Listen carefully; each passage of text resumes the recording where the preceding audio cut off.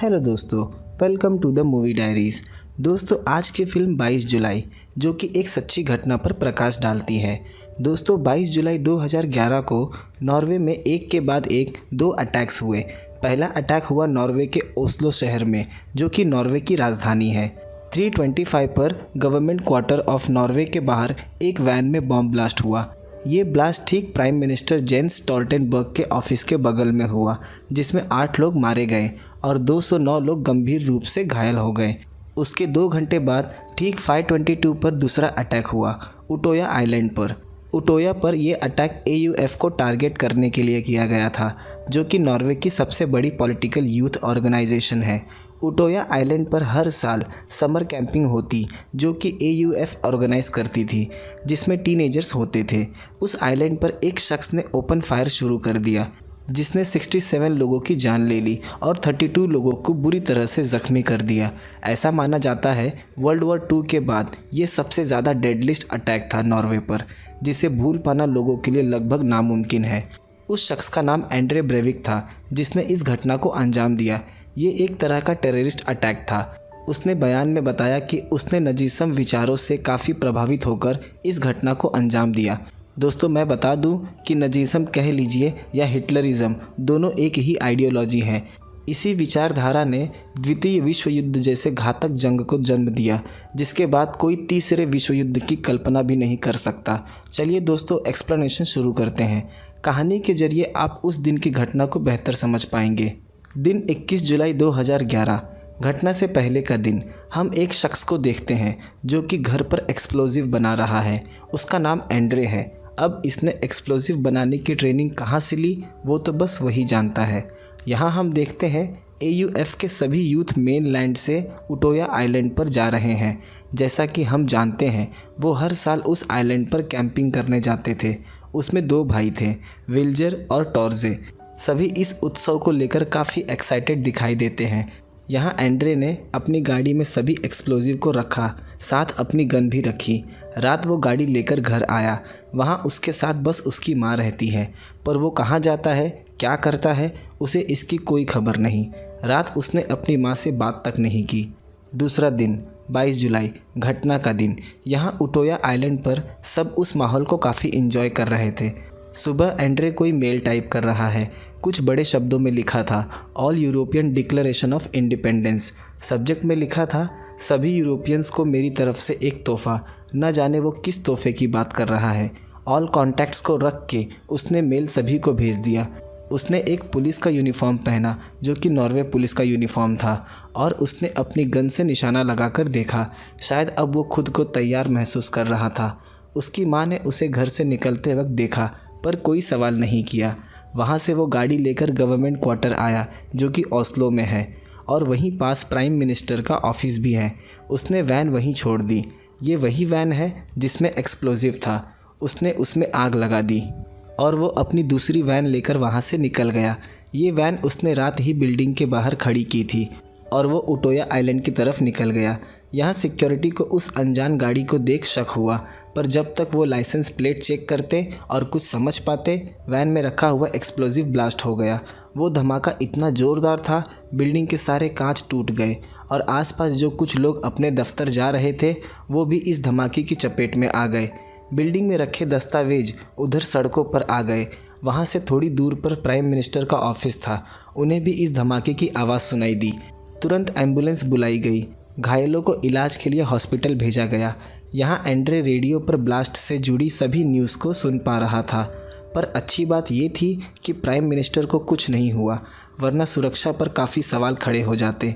यहाँ हम उटोया आइलैंड का दृश्य देखते हैं, जो कि ओस्लो से 40 किलोमीटर की दूरी पर है। वहाँ जो इंचार्ज थी, उसका नाम मोनिका है। उसने सभी स्टूडेंट्स को बताया कि गवर्नमेंट क्वार्टर में ब्लास्ट हुआ है। हर कोई अपने घर कॉल करके जानकारी दे दे कि वो सेफ़ हैं।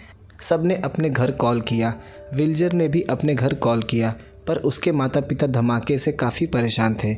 यहाँ उटोया आइलैंड पर सभी अपना अंदाज़ा लगा रहे हैं, क्या इसके पीछे किसी टेररिस्ट ऑर्गेनाइजेशन का हाथ है, जैसे कि अल-कायदा, पर अभी तक इसकी सही जानकारी किसी के पास नहीं। वहाँ से एंड्रे मेनलैंड आ गया। पर वहाँ से आइलैंड पर जाने के लिए फेरी की ज़रूरत थी। उसने अपने हाथ में 2 बड़े बड़े बैग्स लिए थे जो गन और मैगज़ीन से भरे हुए थे। वहाँ 2 लोग थे। उसने बताया कि मैं पुलिस डिपार्टमेंट से हूँ, मुझे आइलैंड सिक्योर करने के लिए भेजा गया है। उन्होंने आइलैंड से मोनिका को कॉल करके बुलाया। मोनिका फेरी से आई। उसने अपना नाम मार्टिन निल्सन बताया जो कि फेक था और ख़ुद को ओस्लो पुलिस डिपार्टमेंट से बताया। उसने मोनिका को खुद पर शक नहीं होने दिया। मोनिका उसे फेरी से आइलैंड पर ले गई। वहाँ आइलैंड पर सभी को पता चल गया कि पुलिस आ चुकी है। अब उन्हें चिंता करने की ज़रूरत नहीं। वहाँ कैंप का सिक्योरिटी हेड आया। उसका नाम ट्रॉन है। उसने एंड्रे से थोड़ी बातचीत की। उसी दौरान उसे उस पर शक हुआ। उन्होंने एंड्रे से आईडी मांगी। इतने में एंड्रे ने अपनी गन निकाल दोनों को शूट कर दिया। उस गन शॉट की आवाज़ सभी को सुनाई दी। जब तक सब कुछ समझ पाते उसने बैग से अपनी गन निकाली और सभी बच्चों को शूट करना शुरू कर दिया। टॉर्जे और विल्जर दोनों भाई वहाँ से भागने लगे। कुछ लोग भागकर रूम में छिप गए। एंड्रे ने खुद को पुलिस वाला बताकर उस रूम को खुलवा लिया। उसने कहा यहाँ आज सभी मरेंगे, Marxist, liberals, member of elite, सब के सब। और उसने उस कमरे में सभी को शूट कर दिया। यहाँ कुछ लोग जाकर चट्टान के पीछे छिप गए, ठीक बीच के पास, जिसमें टॉर्जे और विल्जर भी थे। पर एंड्रे ने सभी को शूट कर दिया। दोनों भाई भागने लगे पर विल्जर को गोली लग गई और वो वहीं गिर पड़ा। उसने विल्जर को 5 गोलियां मारी। अपने भाई को गिरा देख टॉर्जे रुक गया पर विल्जर ने उसे वहां से जाने को कहा। उसके बाद पुलिस ने आइलैंड पर आकर एंड्रे को पकड़ लिया। उसने पुलिस को आसानी से सरेंडर भी कर दिया। यहाँ विल्जर जिंदा था पर बुरी हालत में। बाकी सभी लोग मारे जा चुके थे। विल्जर को उठाकर हॉस्पिटल भेज दिया गया और कुछ बच्चे ज़िंदा थे, उन्हें रेस्क्यू किया गया। वहाँ हर तरफ बस लाशें पड़ी थीं। विल्जर का तुरंत इलाज शुरू किया गया क्योंकि हालत काफ़ी गंभीर थी। यहाँ पुलिस एंड्रे से पूछताछ करने लगी। उसने अपना पूरा नाम एंड्रे बेहरिंग ब्रेविक बताया। उसने बताया कि इस मिशन के लिए मुझे सिलेक्ट किया गया था। ये बस 2 अटैक्स हुए हैं। मेरे भाई मेरे सिग्नल पर तीसरा अटैक शुरू कर देंगे, पर उसने स्पेसिफाई नहीं किया कि तीसरा अटैक कहाँ होने वाला है। उसने बताया कि पहले मेरे कुछ मांगे हैं। उसे नॉर्वे में इमिग्रेशन पर कंप्लीट बैन चाहिए और मल्टीकल्चरलिज्म को पूरी तरह ख़त्म कर देना है। अगर प्राइम मिनिस्टर ने उसकी ये मांगे नहीं मानी तो इसी तरह अटैक होते रहेंगे। उसके बाद उसे ओस्लो पुलिस स्टेशन लाया गया। वहाँ उससे पूछा गया कि क्या तुम्हारा कोई लॉयर है तुम्हें डिफेंड करने के लिए। वक्त न लेते हुए उसने तुरंत कहा, गिर लिप्पेस्टार्ट। गिर नॉर्वे का एक नामचीन लॉयर में से एक था। 9 साल पहले उसने एक नियो नाजी केस में एक शख्स को जीत दिलाई थी। तब से वो काफ़ी प्रसिद्ध हो गया। यहाँ जब गिर को ये खबर मिली तो वो काफ़ी चौंक गया कि इस हत्यारे ने उसे ही क्यों चुना। पर गिर काफ़ी वसूलों वाला इंसान था जो अपने काम में हमेशा से ईमानदार था। उसकी पत्नी भी इस बात से परेशान कि इतने बड़े मुद्दे में हाथ डालना ठीक भी है या नहीं। यहाँ हम देखते हैं टॉर्जे और विल्जर के माता पिता उसे ढूंढ रहे थे। टॉर्जे तो उन्हें मिल गया पर विल्जर का कुछ पता नहीं। वहाँ लिस्ट में भी उसका नाम नहीं। टॉर्जे ने बताया कि विल्जर मारा गया। कुछ कहने के बजाय वो बस रोता जा रहा था। उसकी माँ ने हर हॉस्पिटल में कॉल लगाकर खबर ली पर कुछ नहीं पता चला। यहाँ हम देखते हैं विल्जर का अब भी इलाज चल रहा था जो अभी भी बेहोश है। यहाँ गिर एंड्रे से मिलने के लिए पुलिस स्टेशन आ गया। यहाँ उसने सवाल किया कि तुम मुझे कैसे जानते हो। एंड्रे ने बताया, मैंने तुम्हारा काम पहले भी देखा है। जब उसने 9 साल पहले नियो नाजी शख्स बेंजामिन हरमन सेन को जीत दिलाई थी, उस वक्त उसने गिर को ट्रायल में देखा था। एंड्रे ने कहा उसे ये केस लड़ना ही होगा, पर गिर जरा भी खुश नहीं है जो भी उसने आज किया, क्योंकि वो सभी मासूम बच्चे थे जिन्होंने किसी का कुछ नहीं बिगाड़ा। एंड्रे ने कहा वो सभी गद्दार थे। गिर ने बताया, मैं अब तक लेबर पार्टी का एक्टिव मेंबर हूँ, इस हिसाब से तो मैं भी गद्दार हुआ। एंड्रे ने कहा तुम मेरे लॉयर हो इसलिए तुम पर यह लागू नहीं होता। यहाँ टॉर्जे की माँ को एक हॉस्पिटल से कॉल आया। विल्जर वहाँ एडमिट था। उसकी पहचान उसके गले पर एक पुराने निशान से हो पाई। तीनों उस हॉस्पिटल की तरफ निकल गए। यहाँ पुलिस ने एंड्रे के घर से उसकी माँ को गिरफ्तार कर लिया, जिसका इन सब से कुछ लेना देना नहीं। वहाँ से उसका कंप्यूटर भी उठा लिया गया। पूछताछ में एंड्रे ने बताया कि मैं एक नाइट्स टेम्पलर ऑर्गेनाइजेशन के लिए काम करता हूँ। उसकी शर्तों में एक और शर्त थी कि उसे इस्लाम यूरोप से बाहर चाहिए। उसके कंप्यूटर से एक मैनिफेस्टो मिला जो कि 1500 पेजेस का था। ये एंड्रे ने ही लिखा था। ये वही मैनिफेस्टो है जिसे हमने फिल्म की शुरुआत में लोगों को मेल करते हुए देखा था। उसमें इस घटना की संक्षेप में जानकारी थी कि इस घटना को अंजाम देने के पीछे उसका मकसद क्या था। एंड्रे यूरोप में नाज़ी रूल चाहता था। उसने कहा, मैंने जंग की शुरुआत कर दी है, अब तुम देख लो कि तुम्हें इससे कैसे निपटना है। अगर उसकी मांगें पूरी नहीं हुई तो और अटैक्स होंगे। प्राइम मिनिस्टर ने उसकी सभी शर्तों को मानने से इनकार कर दिया क्योंकि वो सभी के सभी घटिया थे, जो कि पूरी तरह से नामुमकिन है। एंड्रे को देख मालूम पड़ रहा था कि उसे अपने किसी भी किए पर कोई पछतावा नहीं। यहाँ विल्जर के माता पिता हॉस्पिटल आए। वहाँ डॉक्टर ने बताया कि विल्जर को काफ़ी घातक इंजरीज आई है। सभी इंजरीज तो ठीक हो जाएंगी, पर सबसे बड़ी बात जो एक बुलेट उसके सर में ही फट गई है। कुछ बुलेट फ्रेगमेंट्स उसके ब्रेन स्टेम के काफ़ी नज़दीक हैं। अगर विल्जर बच भी गया तो उसकी ज़िंदगी काफ़ी मुश्किल भरी रहेगी, पर डॉक्टर उसे बचाने की पूरी कोशिश कर रहे हैं। उसके माता पिता ने उसे देखा, वो अब भी बेहोश था। उसको इस हालत में देख उसकी माँ रो पड़ी। यहाँ हम देखते हैं कोर्ट हियरिंग तक एंड्रे को पुलिस स्टेशन में ही रखा जाएगा। हम देखते हैं प्राइम मिनिस्टर जो गवर्नमेंट हेडक्वार्टर आए हैं जहाँ एक्सप्लोजन हुआ था। यहाँ सब कुछ क्लियर और साफ था कि इसमें कोई भी टेररिस्ट ऑर्गेनाइजेशन इन्वॉल्व नहीं है। ये सिर्फ एंड्रे ने अकेले किया है, पर अब भी कई चीज़ों को लेकर उन्हें यकीन नहीं हो रहा था।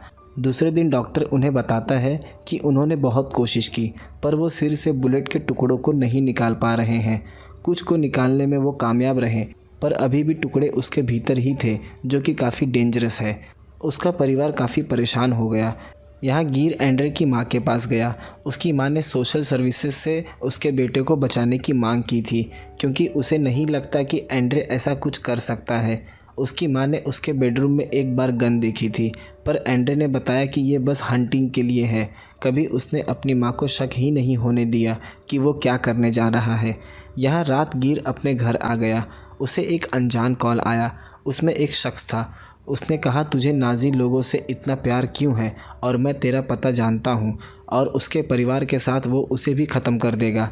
गिर ने कॉल रख दिया। अब वो काफ़ी डर गया था। उसे अपने परिवार को लेकर एक डर सताने लगा। कहीं उसने एंड्रे के केस को लेकर कोई बड़ी गलती तो नहीं कर दी। देश में जो नफ़रत की आग लगी है उसमें उसका घर न जल के राख हो जाए। यहाँ हम देखते हैं हॉस्पिटल में एक लड़की विल्जर से मिलने आई।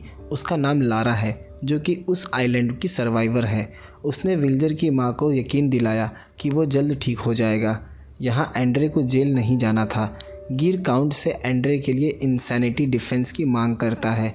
इंसैनिटी डिफेंस यानी कि मेंटल डिसऑर्डर डिफेंस, जहां साइकेट्रिस्ट और साइकोलॉजिस्ट को एंड्रे की जांच के लिए बुलाया जाएगा। अगर उन्होंने रिपोर्ट दे दी कि एंड्रे को कोई दिमागी बीमारी है तो वो जेल जाने की बजाय हॉस्पिटल ट्रीटमेंट के लिए जाएगा।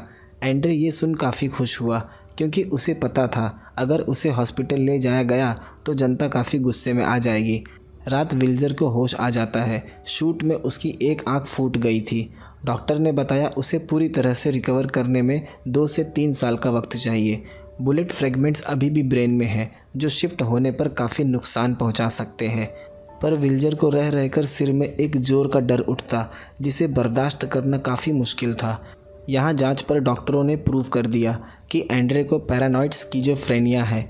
दूसरे दिन सभी न्यूज़पेपर में एक ही खबर कि एंड्रे को दिमागी बीमारी थी, इसलिए उसने ऐसा किया।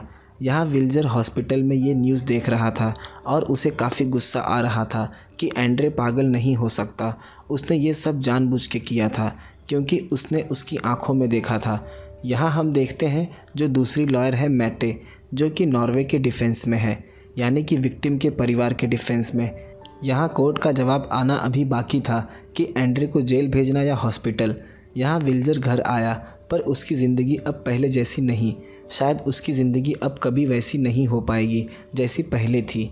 यहाँ स्कूल काउंसिल गिर के बच्चों को स्कूल से निकाल रहे हैं, क्योंकि कुछ पेरेंट्स का कंप्लेन है कि स्कूल सेफ़ नहीं। गिर एक क्रिमिनल को डिफेंड कर रहा है, पर यहाँ गिर सिर्फ अपना काम कर रहा है। गिर और उसकी वाइफ को इस बात से काफ़ी दुख हुआ। दूसरे दिन गिर जाकर एंड्रे से मिला, पर अब वो अपना बयान बदलना चाहता है। उसने बताया कि मैं पागल नहीं हूँ।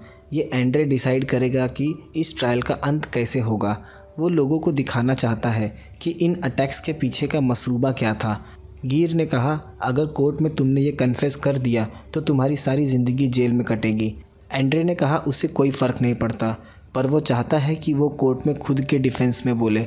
गिर ने कहा यह नामुमकिन है। एंड्रे ने कहा इसकी इजाज़त तुम्हें कोर्ट से लेनी होगी, इसके बाद ही मैं अपना कन्फेशन दूंगा। यहाँ हम देखते हैं विल्जर अपनी ज़िंदगी से काफ़ी परेशान हो गया है। वो स्नो मोबाइल पे बैठ सुसाइड करने चला जाता है। थोड़ी दूर जाकर उसके पेरेंट्स उसे पकड़ पाते हैं और उसे यकीन दिलाते हैं ज़िंदगी अभी ख़त्म नहीं हुई है, उसने अभी जीना शुरू किया है। उसके बाद विल्जर घर चला गया। यहाँ मैटे ने बताया कि कोर्ट में एंड्रे खुद अपने डिफेंस में बोलेगा। इस पर विक्टिम की फैमिलीज़ गुस्से में आ गई कि इतने बड़े अपराधी को खुद के डिफेंस में बोलने की इजाज़त कोर्ट कैसे दे सकता है। वहाँ विल्जर की माँ भी आई थी। वहाँ एक शख्स गुस्से में आ गया, जिसने मेरे बेटे को मारा, कोर्ट उसे बोलने की इजाज़त कैसे दे सकता है। उस शख्स को मैं मार के पेड़ से लटका दूंगा। लॉयर ने बताया उसके अगेंस्ट कोर्ट्स में सर्वाइवर भी बोलेंगे, पर हर किसी के बच्चे डरे हुए हैं। उन्होंने कोर्ट में आने से मना कर दिया, पर विल्जर की माँ वहाँ शांत थी। शायद वो कोर्ट में विल्जर को लेकर आने वाली है। यहाँ विल्जर को कोर्ट से लेटर आया था ट्रायल में आने के लिए। उसकी माँ भी यही चाहती थी, पर विल्जर को नहीं लगता कि वो कोर्ट में एंड्रे को फेस कर पाएगा, क्योंकि जब भी वो एंड्रे के बारे में सोचता उसे उस घटना के विजन्स आने लगते। हम देखते हैं ट्रायल में एंड्रे को अपने किए पर ज़रा भी पछतावा नहीं है। उसका कहना था ये यूरोप में वर्ल्ड वॉर 2 के बाद से अब तक का सबसे बड़ा पॉलिटिकल असासिनेशन है। यहाँ कोर्ट में ये भी प्रूव हो गया कि एंड्रे का किसी भी ऑर्गेनाइजेशन से कोई लिंकअप नहीं है। वो झूठ कह रहा था कि वो नाइट टेम्पलर से जुड़ा हुआ है। हम देखते हैं दूसरे दिन कोर्ट में सभी ने आकर एंड्रे के खिलाफ गवाही दी, जिसमें लारा और विल्जर भी थे। पर विल्जर के मन से अब एंड्रे का डर निकल गया है, क्योंकि अब उसके पास कुछ खोने को नहीं। बयान देते वक्त वो काफ़ी इमोशनल हो गया, पर उसने खुद को संभाल लिया, क्योंकि वो एंड्रे के सामने रोकर खुद को कमज़ोर साबित नहीं करना चाहता था। उसके बाद कोर्ट ने एंड्रे को 21 साल की सज़ा सुनाई। आखिरी दृश्य में हम विल्जर को देखते हैं, जो एक नई ज़िंदगी की शुरुआत करने जा रहा है। फिल्म इसी दृश्य के साथ ख़त्म हो गई। दोस्तों, एंड्रे को 21 साल की सज़ा सुनाई गई और उसे स्कीन प्रिजन भेज दिया गया, जो कि ओस्लो से 150 किलोमीटर साउथ में स्थित है। प्रेजेंट की बात की जाए तो वो अब भी जेल में सज़ा काट रहा है।